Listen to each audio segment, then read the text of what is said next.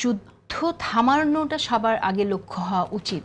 সেই চেষ্টাটা আসলে কারা করতে পারে, কিভাবে করতে পারে, এবং সেই ডাকটা আমরা ওভাবে দেখছি না কাউকে দিতে। যেভাবে বলছে, যেমন চায়না প্রশ্ন করেছে, কিন্তু ওরকমভাবে যে উদ্যত্ত আহ্বান, একটা এফেক্টিভ একটা মেজার নেওয়া, সেটা কিন্তু মিসিং। ওইটা আমি একটু জানতে চাই যে আসলে এখানে আপনার কি মনে হয়, আপনি কোনো আশা রাখছেন কিনা, বা কারোর করা উচিত কিনা, উদ্যোগ নেওয়া উচিত কিনা?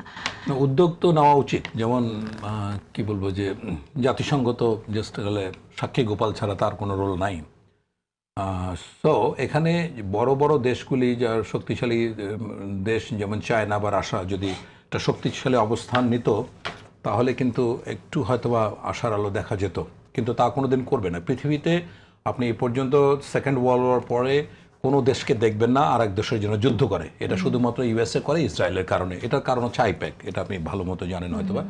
আইপ্যাক হচ্ছে একটা জিউস লবি, যেটা US presidential election, Congress election এবং হাউস অফ রিপ্রেজেন্টেটিভস প্রত্যেকটা মেম্বার ক্যাটাগরিক্যালি তাদেরকে ব্যাক করে। এটা কীরকম, ওয়াশিংটন ডিসিতে ক্যাপিটাল হিলে গিয়ে প্রত্যেক সেনেটরকে, প্রত্যেক হাউস অফ রিপ্রেজেন্টেটিভ মেম্বারকে বাইবেলের উপর হাত রেখে শপথ করানো হয় যে তারা কোনো অবস্থাতেই ইসরায়েলের স্বার্থবিরোধী কোনো কাজ করবে না। বিনিময়ে কী করে, এন্টার ইলেকশনের খরচ দেয় আইপ্যাক।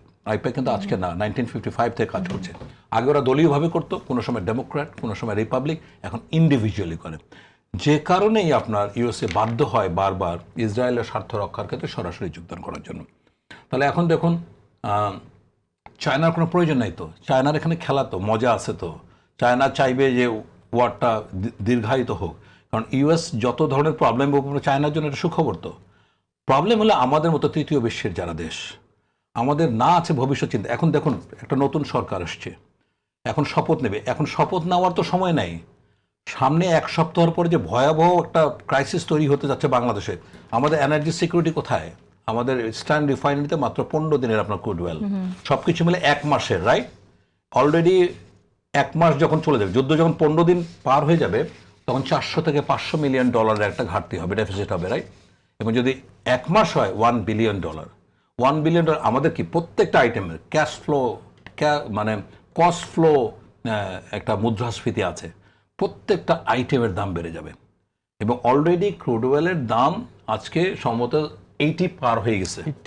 এটার স্ট্যান্ডার্ড কিন্তু প্রাইস গত এক দশকে আমাদের 65 to 70 এর মধ্যে ছিল। যুদ্ধ শুরু হওয়ার পরের দিনে 10% বেড়ে গেছে, right?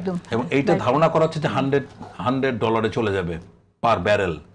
If it is so, তাহলে আমাদের পরিণতি কীরকম? আমাদের গভর্নমেন্টের যেটা উচিত ছিল, যেদিন যুদ্ধ, আপনারা জিজ্ঞাসা করেন যারা ওয়ার এক্সপার্ট, আমাকে জিজ্ঞাসা করেন আপনি, আমি বলতে পারি এই যুদ্ধ 15 দিনের আগে থামবে না।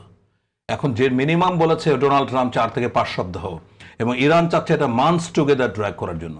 যতদিন ইরান ড্র্যাগ করতে পারবে। আপনি মনে করছেন 15 দিনের আগে থামবে না?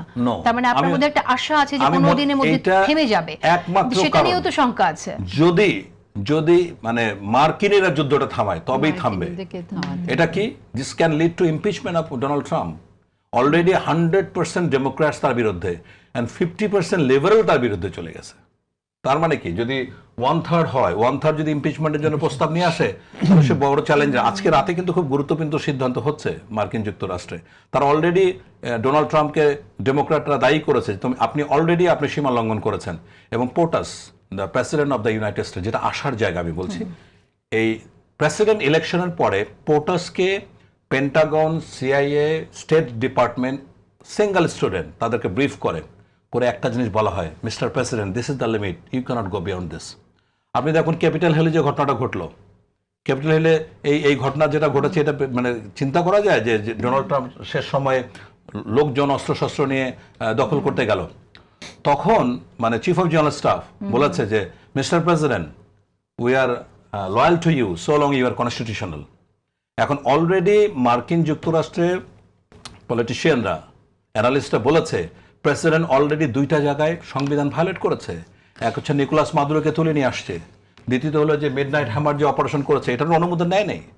তারপর আরেকটা যুদ্ধ সে লঞ্চ করেছে without the consent of the Congress, যেটা নিয়ে খুব বড় ধরনের সমস্যা। তাহলে আমি এখন একটা জায়গায় দেখি, যদি মানে ইউএস সেনেটার্স, কংগ্রেসম্যান, তারা যদি কোনোভাবে এই পাগলা রাজাকে থামাতে যদি সক্ষম থামাতে হয়, পারে তবে এর যুদ্ধটা বাইরে থামাতে আর কি হবে। করার না, আছে এর বাইরে আমি এর বাইরে শেষ আমাদের করে দেব একেবারে বাংলাদেশ সরকারের কি করার আছে বাংলাদেশ আমরা একটু- সরকারের একটা ইম্পর্টেন্ট ইস্যু আছে, একটা হলো প্রোঅ্যাক্টিভ, মানে কালকেই উচিত সিকিউরিটি এক্সপার্ট, ফুড এক্সপার্ট থেকে সব ধরনের এক্সপার্ট কিনে বসা উচিত।